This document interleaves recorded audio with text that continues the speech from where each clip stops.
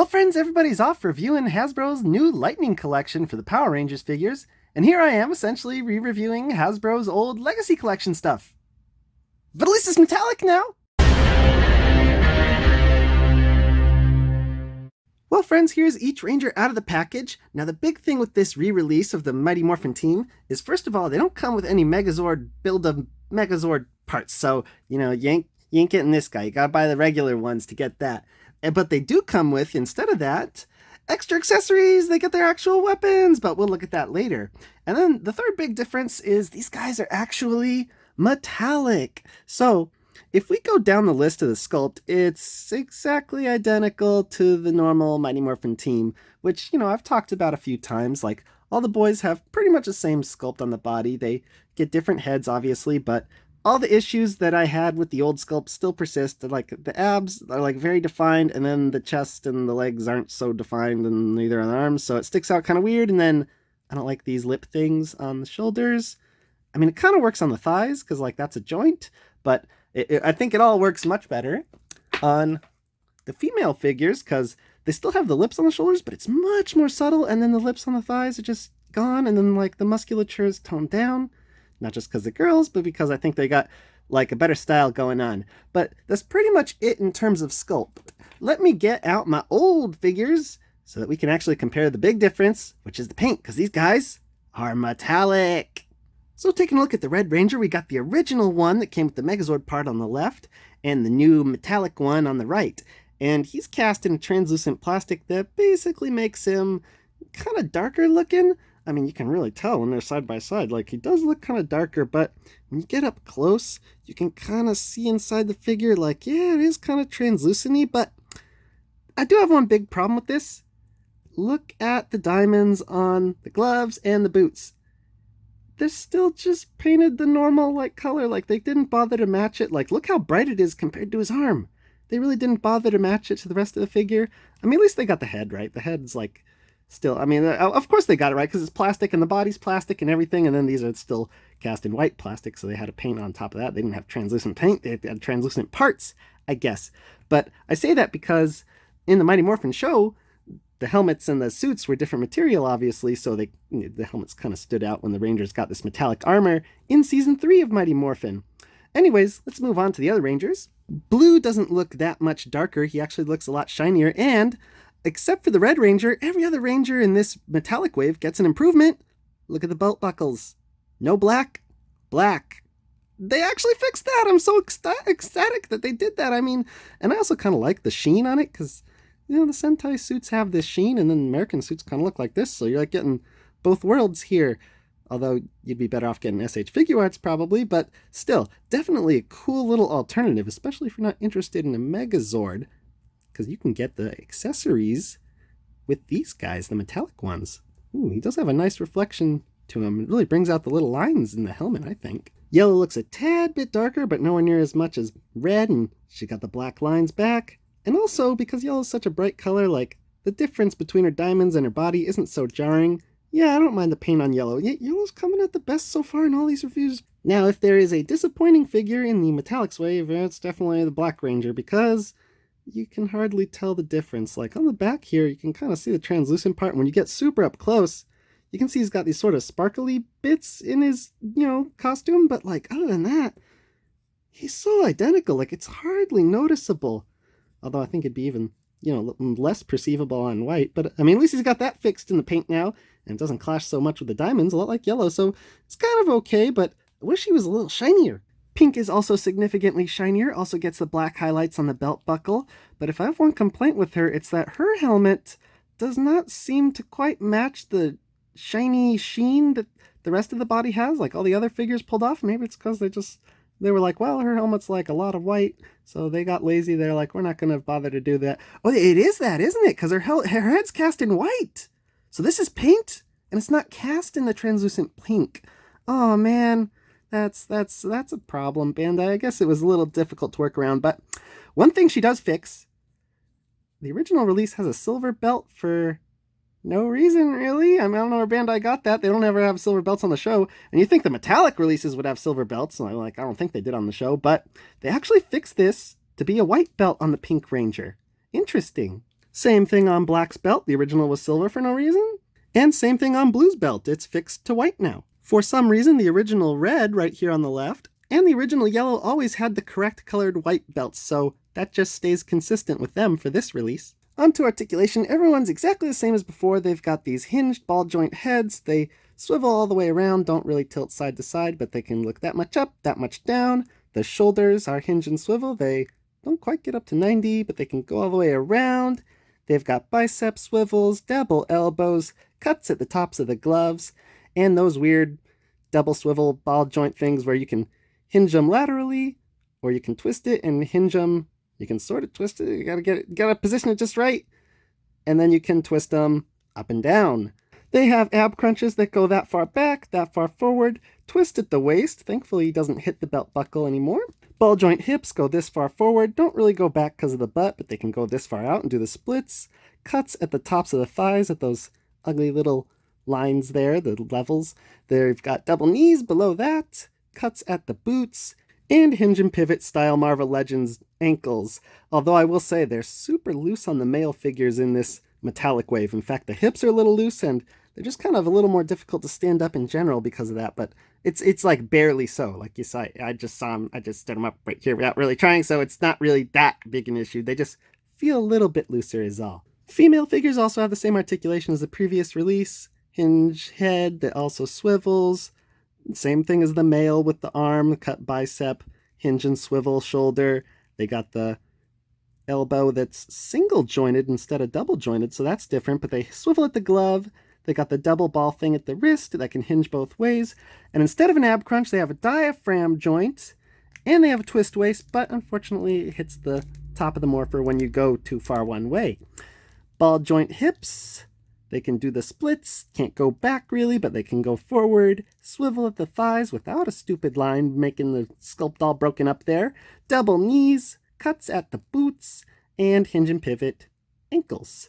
So articulation is unchanged from the original releases. So as we saw earlier, the metallic Rangers all pretty much have the same packaging as the non-metallic standard Rangers. It says Legacy Collection Red Ranger here. It doesn't even distinguish from the normal release really. And it says limited edition, even though you can totally find these guys everywhere right now. And up top, it's got the logo of the series they're from, Mighty Morphin obviously. The back doesn't have a Megazord, because these guys don't come with Megazord Build-A-Figure pieces, but it's pretty much the same for every single Ranger. The only real difference is the lightning bolt colors, red, blue. You get the idea. Anyways, let's open this thingy up. Everyone has the same card art inside. It's that lightning bolt thing that Alpha 5 had on his chest and is used in all the promo material for Mighty Morphin. Let's pull Red out of his package.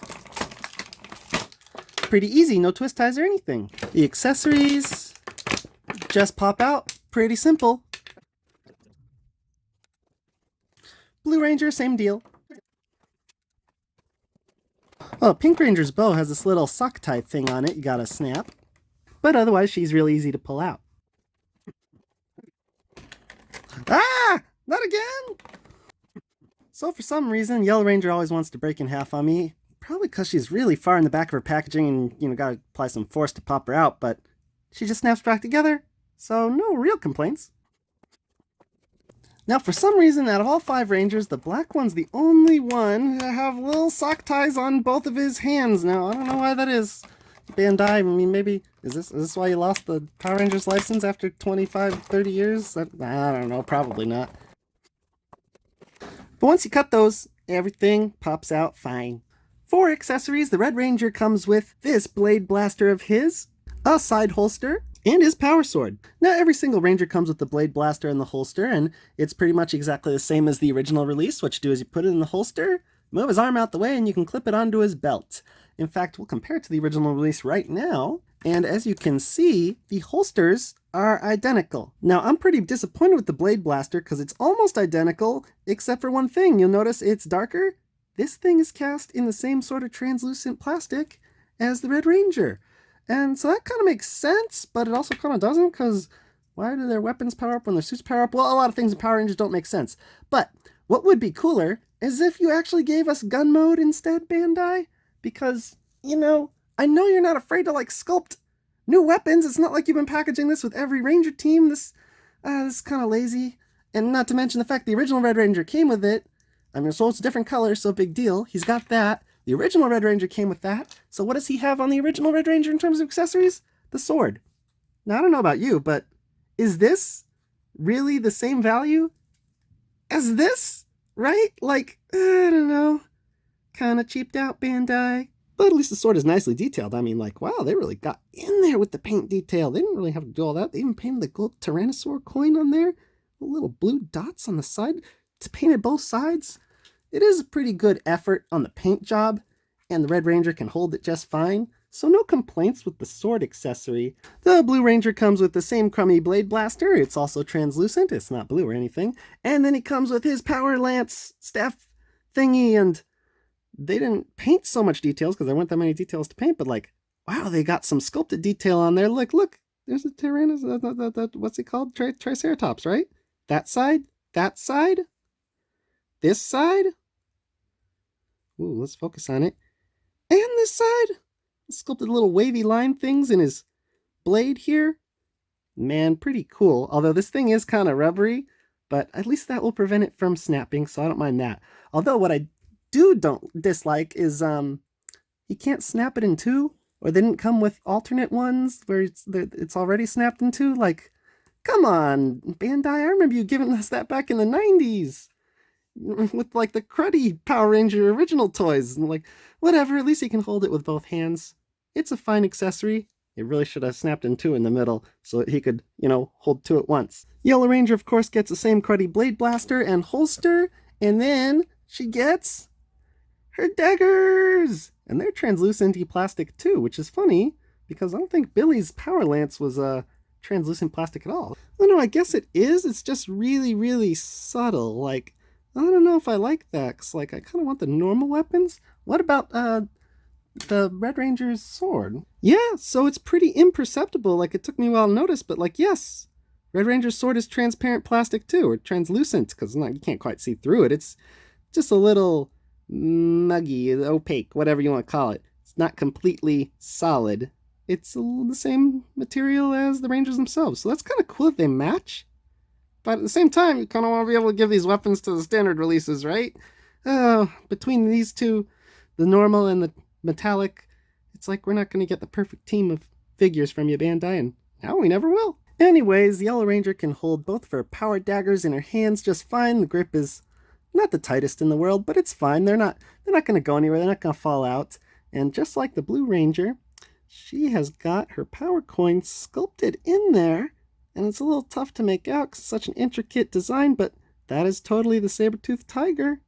Both sides, each dagger. It's a little impressive, the sculpt work that, they got such a small detail in there. Well, I don't know if the three blades are all supposed to be fused together here, but I don't know, that might just be because they don't want them to break off, or it might be accurate to the show, I don't know. I don't catch little details like that very easily.